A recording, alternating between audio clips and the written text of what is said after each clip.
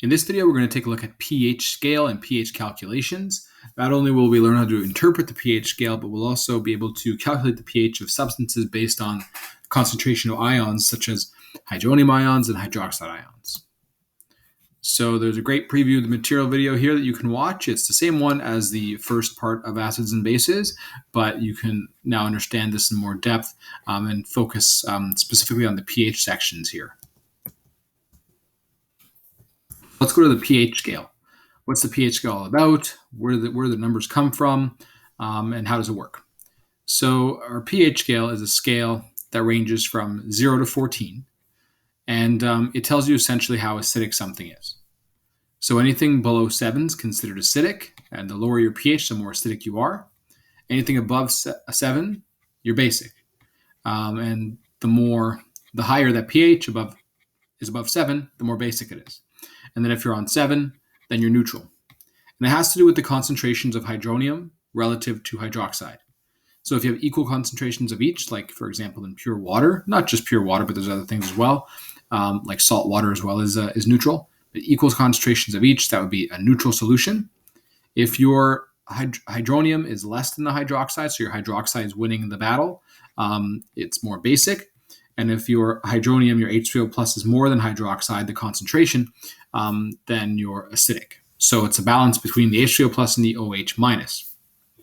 So this is an easier method. The pH scale is an easier method to discuss acidity rather than discuss concentrations. So for example, if I was looking at the HCl concentration, 1.0 times 10 to the power of negative 5, I can figure out how acidic it is from that number, but it's not very easy for me to tell just by looking at that number, a number like this.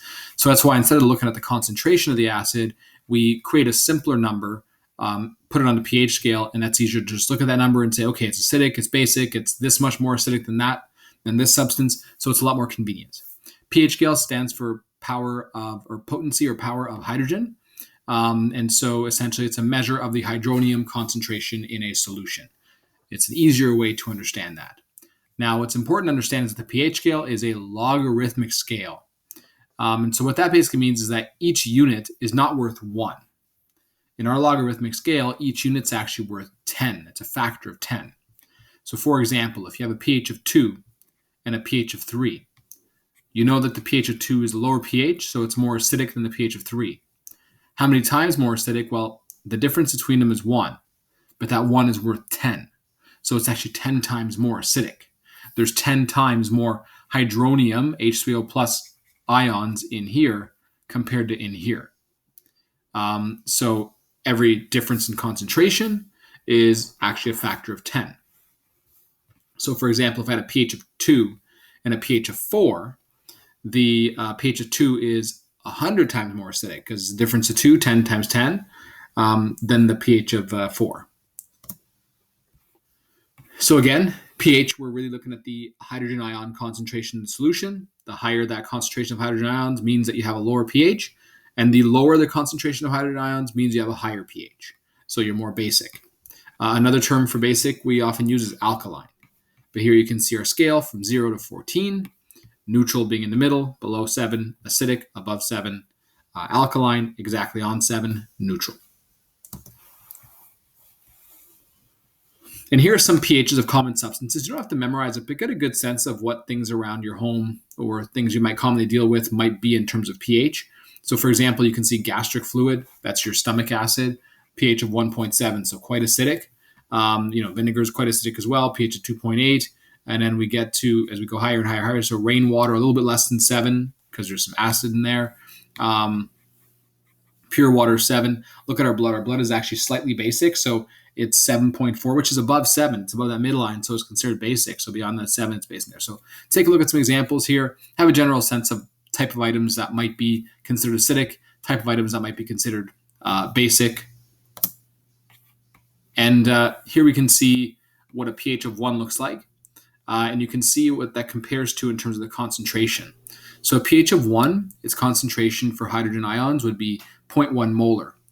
pH of 2, 0.01 molar. pH of 3, 0.001 molar. pH of 4, 0.0001 molar. So you can see that we have a factor of 10 every time. We're decreasing by a factor of 10 every unit of pH that we go up, or you can go the other way around. As we get more acidic, we're increasing by a factor of 10 every single time.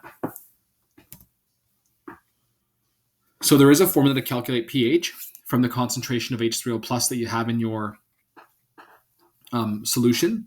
And that formula is pH is negative log. So log is a function on your calculator, so you can find that. A lot of times you use the log of the calculator. You need to hit your second function button and then hit log afterwards, and then you can plug in your number. So we have negative log of H3O plus. That would give you your pH. And if you had your pH and you wanted to find the concentration of H plus from that, you can just do 10 to the power of negative pH. So if your pH was 2 and you want to find the concentration of H plus, you just do 10 to the power of negative 2. There is something called the POH as well. And that's where instead of looking at the H plus concentration, you'll look at the OH minus concentration. So it's kind of like the opposite of the scale.